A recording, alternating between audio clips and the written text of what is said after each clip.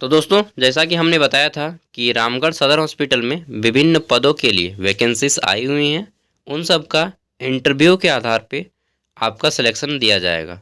So now in this video हम लोग totally fully detail में बात करने वाले हैं कि किसके लिए क्या क्वालिफिकेशन रखा गया है। यहाँ पे ITI पास से लेकर के मेडिकल स्टूडेंट दोनों के लिए वैकेंसीज हैं। ठीक है, प्लम्बर से लेकर के वो जो है ना, कौन था प्लम्बर, वो यार सुनील शेट्टी, प्लम्बर से लेकर के पूरा एकदम आपका मेडिकल लाइन के अच्छे अच्छे पोस्ट तक जाएंगे। ठीक है, सैलरी मिनिमम 5,000 से लेकर के 20,000 तक जाएंगे। ओके, तो चलिए जानते हैं और सारा कुछ जानेंगे कैसे आपको क्या करना है डिटेल में। तो चलिए शुरू करते हैं वीडियो को। देखिए, सदर हॉस्पिटल रामगढ़, सबसे पहली बात, अगर इस डेट के बाद अगर आप वीडियो देख रहे हैं तो वीडियो देखने का कोई लाभ नहीं होगा, क्योंकि यह इंटरव्यू जो है आपका 10 मार्च 2025 को होने जा रहा है। 10 मार्च 2025 को दिन सोमवार पड़ता है। ठीक है, 11:30 बजे इंटरव्यू शुरू होगा। कहाँ पे? तो रामगढ़ सदर हॉस्पिटल सभागार भवन में। ठीक है, इच्छुक अभ्यर्थी से निम्नलिखित आपको एजुकेशन क्वालिफिकेशन मांगा गया है। ठीक है, तो हम लोग नीचे से शुरू करते हैं, सो ऊपर तक जाएंगे। पहला है हमारा यहाँ पे, ये पदों की संख्या देख लेते हैं। ठीक है, तो टोटल 9 प्रकार के पोस्ट हैं। ठीक है, आयुष्मान मित्र, इसमें टोटल 6 पोस्ट है। ओके, और आपको इधर दिया गया है कि 120 रुपया पर पेशेंट के हिसाब से दिया जाएगा इसमें।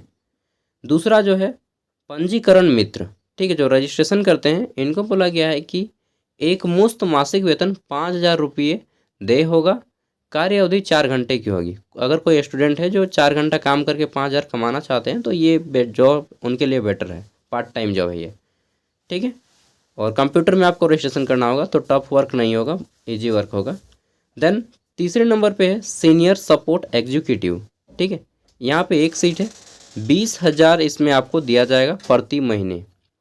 अगला है कंप्यूटर ऑपरेटर, इसमें आपको 2 सीट है, एक मुश्त आपको 10,000 रुपये दिया जाएगा कंप्यूटर ऑपरेटर में। नेक्स्ट है आपका एक्सरे टेक्नीशियन, इसमें 2 सीटें हैं, एक मुश्त आपको 15,000 रुपये प्रति महीने दिया जाएगा। नेक्स्ट है आपका लैब टेक्नीशियन।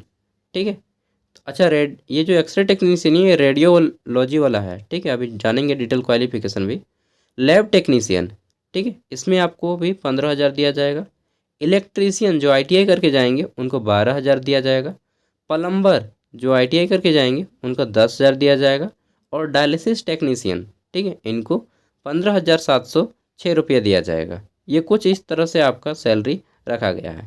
ठीक है, अब चलिए हम आपको और कुछ चीज़ें बता देते हैं, जैसे कि एजुकेशन क्वालिफिकेशन जी। ठीक है, तो सबसे पहला आता है हमारा आयुष्मान मित्र। इसमें बोला गया है कि अधिकतम मिनिमम 18 साल से लेकर के 40 साल वाले अप्लाई करेंगे। आप ग्रेजुएट हो और 2 साल का एक्सपीरियंस हो कंप्यूटर चलाने के फील्ड में। हो सकता है कंप्यूटर ऑपरेटर का दे दीजिए आप, चाहे अकाउंटेंट का, तो आपका काम बन जाएगा। अच्छा, हाँ, नेक्स्ट है पंजीकरण मित्र। ठीक है, जो रजिस्ट्रेशन फ्रेंड है, उसमें क्या बोला गया है कि उम्र 18 से 40 साल होनी चाहिए और इंटरमीडिएट यानी कि आप 12वीं पास हो और आपके पास कंप्यूटर का नॉलेज होना चाहिए, रिक्वायर्ड कंप्यूटर नॉलेज। यहाँ पे एक्सपीरियंस नहीं लिखा है, कंप्यूटर का नॉलेज होना चाहिए MS ऑफिस में, मतलब कि आपको अच्छे से MS एक्सेल आता हो, क्योंकि आप रजिस्ट्रेशन कीजिएगा ना कैंडिडेट का, तो आपको MS एक्सेल में ही करना होगा। तो जिसको MS एक्सेल वर्क आता है, ADCA का सिंपल सा एक पार्ट है, MS ऑफिस का पार्ट है MS वर्ड और MS एक्सेल, तो दोनों अगर आपको आता है तो डेफिनेटली आप इसमें एलिजिबल हो जाएंगे।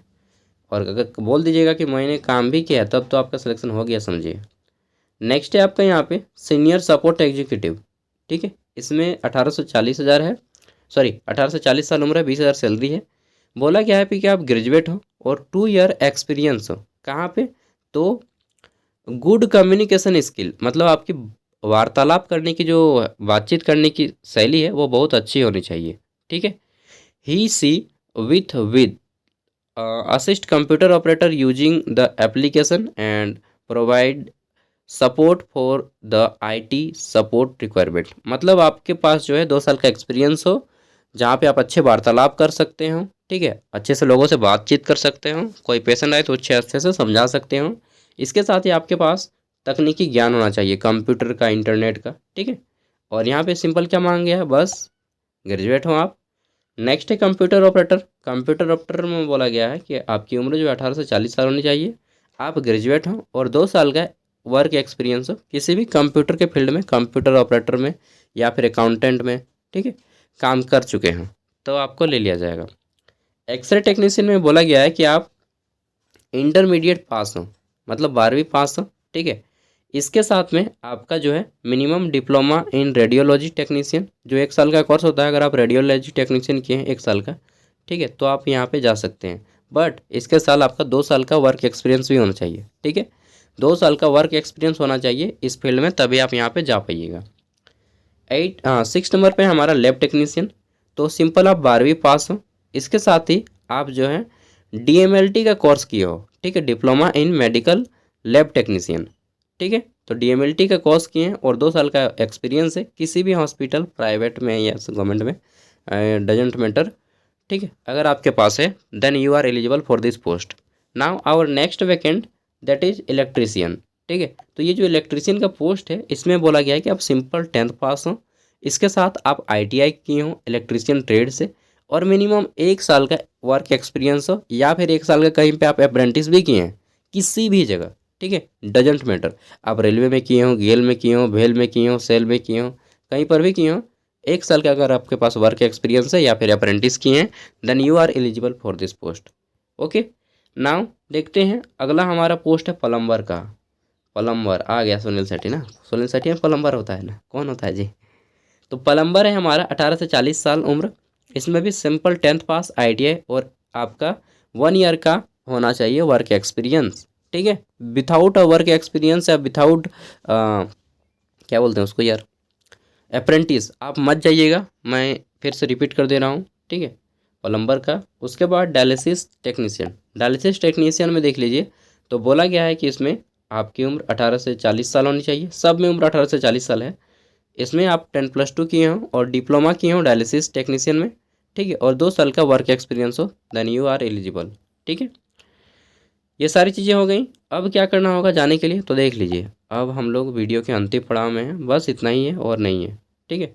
उसके बाद मैं ये पीडीएफ भी आपको दे दूंगा वीडियो के डिस्क्रिप्शन में, ठीक है। तो यहाँ पे बोला गया है कि भर्ती के किसी भी चरण में यदि यह पाया जाता है कि अभ्यर्थी पात्रता, ठीक है, यानी कि एलिजिबिलिटी क्राइटेरिया को फुलफिल नहीं करते हैं तो आपको निकाल दिया जाएगा, ठीक है। अभ्यर्थी को निर्धारित तिथि को साक्षात्कार में सम्मिलित होने के लिए 5 मार्च से लेकर के 8 मार्च तक यू हैव ओनली 4 डे, ठीक है। टाइम आपके पास कितना है, 4 दिन, 5 तारीख, 6 तारीख, 7 तारीख और 8 तारीख, इन 4 दिनों तक आपको क्या करना होगा, तो 4 दिनों तक यानी कि 8 तारीख तक कार्यालय ऑफिस आना होगा। कहाँ पे, उपाधीक्षक सदर अस्पताल रामगढ़ में अपना रजिस्ट्रेशन करवाना होगा वहाँ पे जाके, ओके। कोई आपका ऑनलाइन और ऑफलाइन प्रोसेस नहीं है, यू हैव टू गो, वहाँ पे आपको जाना होगा, देन आपको वहाँ पे अपना रजिस्ट्रेशन कराना होगा, ठीक है। और यहाँ पे बोला गया है कि नोट, निबंधन अवधि में, यानी कि जब आप रजिस्ट्रेशन कराएंगे निबंधन अवधि में सभी अपना बायोडाटा यानी कि रिज्यूम लेके जाएंगे, शैक्षणिक योग्यता, अनुभव प्रमाण पत्र, मूल प्रति 1 सेट, हस्ताक्षरित छाया प्रति पासपोर्ट साइज फ़ोटो के साथ लानी होगी। दैट मीन्स आपको वहाँ पे अपना रिज्यूम लेके जाना है, ठीक है, रिज्यूम या बायोडाटा जो भी आप बनाए हैं या CV, ठीक है, वो चीज़ लेके जाना है। इसके साथ ही आपको सभी अपने ओरिजिनल सर्टिफिकेट लेके जाने हैं, ठीक है। और ओरिजिनल सर्टिफिकेट लेके जाइएगा, 1 सेट जेरोक्स करवा के, 1 सेट प्रत्येक का, जहाँ मान लीजिए आप ग्रेजुएट हैं तो 10th 12th ग्रेजुएशन का मार्कशीट और सर्टिफिकेट का जेरोक्स करवा लीजिएगा।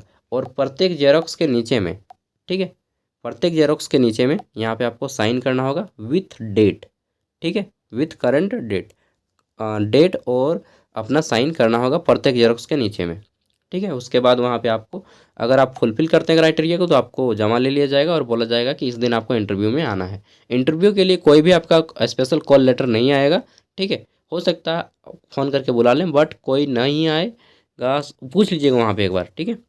मुझे लगता है कुछ नहीं बोला जाएगा, डायरेक्टली अगर आपका फुलफिल होंगे तो आप रजिस्ट्रेशन कर लिया जाएगा और आपको उस दिन बुलाया जाएगा नाम लेके।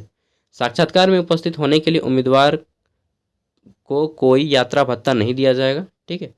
और उम्मीदवार को सूचित किया जाता है कि नौकरी के नियमितीकरण से संबंध में किसी भी प्रकार का दावा नहीं करेंगे, ठीक है। अगर आपका हो जाता तो आप ये नहीं बोलिएगा कि मैंने 5 साल काम किया यहाँ पे, अब हमको परमानेंट कर दीजिए, ऐसा कुछ नहीं होगा, ठीक है। पहले यहाँ पे नोटिफिकेशन में बोल दिया गया है। कार्य दिवस सरकार के निर्देश के अनुसार किया जाएगा, ओके। और विज्ञापन की जानकारी के लिए इसका जो है PDF पाने के लिए हमारे वीडियो को डिस्क्रिप्शन में आप डाउनलोड कर सकते हैं।